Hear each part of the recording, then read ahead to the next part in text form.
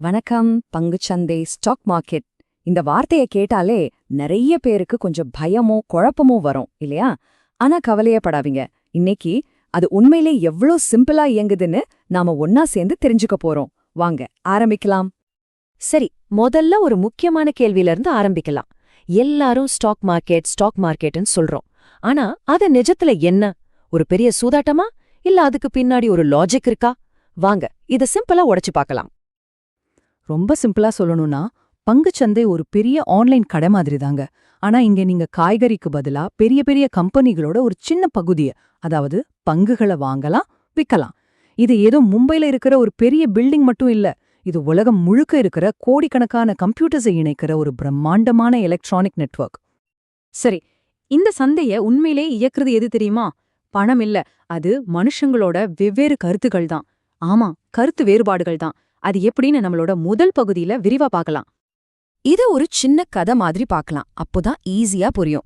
உதாரணத்துக்கு நம்ம எல்லாருக்கும் தெரிஞ்ச இன்ஃபோசிஸ் கம்பெனியே எடுத்துக்கலாம். திடீர்னு அந்த கம்பெனில ஒரு தலைமை பிரச்சனை வருதுன்னு ஒரு செய்தி வருது. அதனால ஒரு பங்கோட விலை 3500 ரூபாயில இருந்து 3000 ரூபாய்க்கு குறைஞ்சிடுச்சுன்னு வச்சுப்போம். இப்போ இங்கதான் அசல் மேட்டரே இருக்கு. ஒரே சூழ்நிலை தான், ஆனா ரெண்டு பேரோட பார்வை டோட்டலா வேற.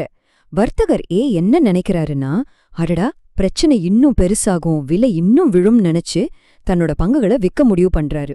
ஆனா அதே நேரத்துல வர்த்தகர் பி, சச்சே இது தற்காலிகம்தான், இவ்ளோ பெரிய கம்பெனி சீக்கிரம் மீண்டு வந்துரும், இதுதான் வாங்கறதுக்கு சரியான சான்ஸ்னு நினைக்கிறாரு. ஒருத்தர் பயத்துல விக்கிறாரு, இன்னொருத்தர் நம்பிக்கையில வாங்குறாரு. இங்கதான் ஒரு வர்த்தகமே உருவாகுது. இதுதாங்க பங்குச் சந்தையோட அடிப்படை விதி. ஒரு பங்கோட எதிர்காலத்தை பத்தி ஒவ்வொருத்தருக்கும் ஒரு கருத்து இருக்கிறதால தான் அங்க வியாபாரமே நடக்குது. ஒரு நிமிஷம் யோசிச்சு பாருங்க. எல்லாரும் விலை கண்டிப்பா ஏறும்னு நினைச்சா யாருமே விற்க மாட்டாங்க. அதே மாதிரி எல்லாரும் விலை கண்டிப்பா இறங்கும்னு நினைச்சா யாருமே வாங்க முன் வர மாட்டாங்க. அப்ப சந்தையே நின்னுடும் இல்லையா? ஓகே, அப்போ இந்த கருத்துக்கள் ஏன் திடீர்னு மாறுது? ஒரு பங்கோட விலைய நொடிக்கு நொடி ஏத்தி இறக்குற அந்த சக்தி எது? வாங்க அடுத்ததா அத பத்தி தான் பார்க்க போறோம். இப்போ நம்ம கதையில ஒரு சூப்பரான ட்விஸ்ட். காலையில 10 மணிக்கு இன்ஃபோசிஸ் ஒரு நல்ல செய்தியை அறிவிக்குது. எங்க தலைமை பிரச்சனை தீந்துருச்சு, கம்பெனி அடுத்த கட்டத்துக்கு கொண்டு போக ஒரு திறமையான புதிய சிஓவும் நியமிச்சிட்டோன்னு சொல்றாங்க. இப்போ சந்தை எப்படி ரியாக்ட் பண்ணும்னு நினைக்கிறீங்க? பாத்தீங்களா, அந்த நல்ல செய்தி வந்த அடுத்த நிமிஷமே சீன் அப்படியே மாறுது. இனிமே கம்பெனிக்கு நல்ல எதிர்காலம் இருக்குன்னு ஒரு நம்பிக்கை வருது. அதனால வாங்குறவங்க போட்டி போட்டுக்கிட்டு வராங்க. விலை 3000 இருந்து வெறும் 5 நிமிஷத்துல 3016 ரூபாய்க்கு ஏறி இருக்கு. இதுதான் ஒரு பாசிட்டிவ் நியூஸோட பவர். நம்பிக்கை வந்தா விலை ஏறும்.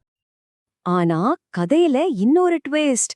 மதியம் 12:30 மணிக்கு நாஸ்காம், அதாவது இந்தியாவோட ஐடி கம்பெனிகளோட சங்கம், ஒரு மோசமான செய்தியை வெளியிடுது. ஒட்டுமொத்த ஐடி துறைக்குமான பட்ஜெட் குறைய போகுதுன்னு சொல்றாங்க.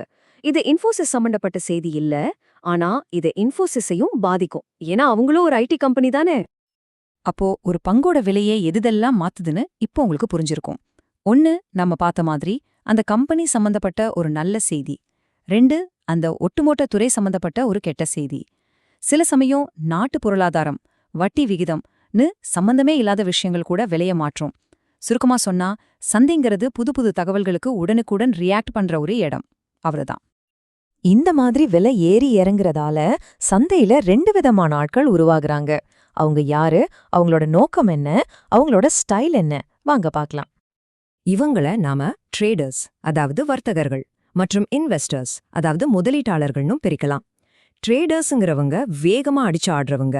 சின்ன விலை மாற்றத்துல கூட உடனே வாங்கி வித்து லாபம் பார்க்க நினைப்பாங்க. அவங்களுக்கு வேகம் தான் முக்கியம். ஆனா இன்வெஸ்டர்ஸ் ஒரு விவசாயி மாதிரி. ஒரு நல்ல கம்பெனிங்கிற விதையை தேர்ந்தெடுத்து அதுக்கு வருஷ கணக்குல காத்திருந்து அது பெரிய மரமாகி பழம் கொடுக்கற வரைக்கும் பொறுமையா இருப்பாங்க.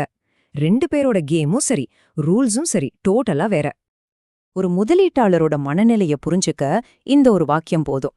உலகத்தோட மிகப்பெரிய இன்வெஸ்டரான வாரன் பஃபெட் கிட்ட ஒரு பங்க எவ்வளவு நாள் வச்சிருப்பீங்கன்னு கேட்டதுக்கு அவர் சொன்ன பதில் என்றென்றைக்கும்.